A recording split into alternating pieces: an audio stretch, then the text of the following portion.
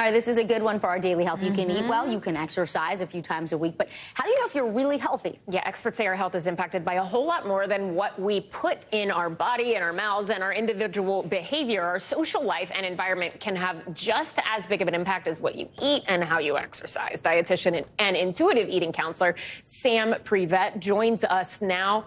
Did I get the last name right? Prevet, but close enough. Okay, Sam Prevet, thank you for joining us. Walk us through sort of your take on what actually impacts our health. If it's not in the kitchen alone or in the gym alone, what is it? Yes, so the determinants of health out of the World Health Organization give a wonderful image to this, where there are so many factors that impact our health. So it's the medical care that we receive, our environment that we live in, our social circumstances, our genetics and biology, which we have no control over, and then 36% is our individual behaviors, but of that 36%, only 10% relates to nutrition, food, and movement, which of course is still really important, but I feel like we miss the mark sometimes when diet culture just hones in on this is what you need to eat, this is how you need to move, and it's like, yeah, that's important, but can we see the whole picture? That is so interesting, and you actually talk about looking at your health from a weight-neutral paradigm, and also you obviously talked about intuitive eating too. So walk us through that.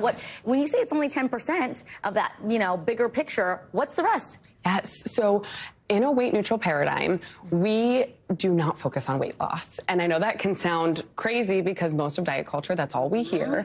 But we're looking at how do we feel pleasant in our body physically, mentally, and emotionally. And like how can you move your body, and also the mental component of it is really important. Yes. So are there any diets people should be looking at, or is it just something everybody should avoid at all costs? So I used to be a chronic dieter, guilty as charged. I dieted most of my teens, all of my 20s, and that's really what led me to do what I do today, where when we look at the diet research, dieting doesn't work. So 95% of diets fail. 2/3 of dieters will gain back more weight than they originally lost. There's 0 randomized controlled trials that show sustained weight loss greater than 2 years for any diet.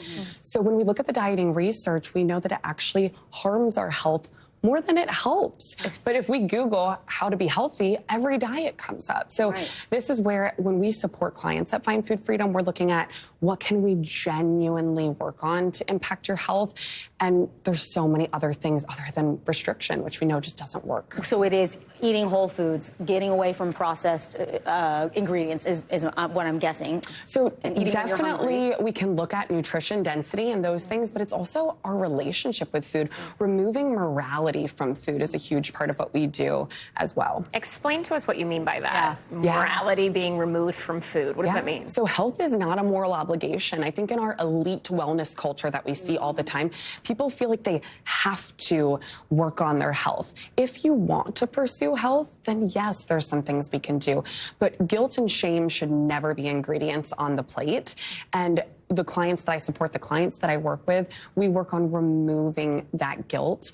And I invite people, if they're listening, if they're like, what are you talking about? I feel so guilty for existing in my body or eating food, to come on over to Find Food Freedom on Instagram and give us a look. And before we let you go, how does like Wegovy and what's Ozempic, all these new weight loss drugs, how does that all fit into this? It's a wonderful question. So working out of a weight-neutral paradigm, we don't see weight loss as a measure of success. We see weight as neutral. So when it comes to these kind of drugs, we're not looking at intentionally shrinking the body. We're looking at what is your relationship with food? Like, how are you fueling your body? How are you nourishing your body? So unless you have type 2 diabetes and need this drug, I don't see a fit for it at this time.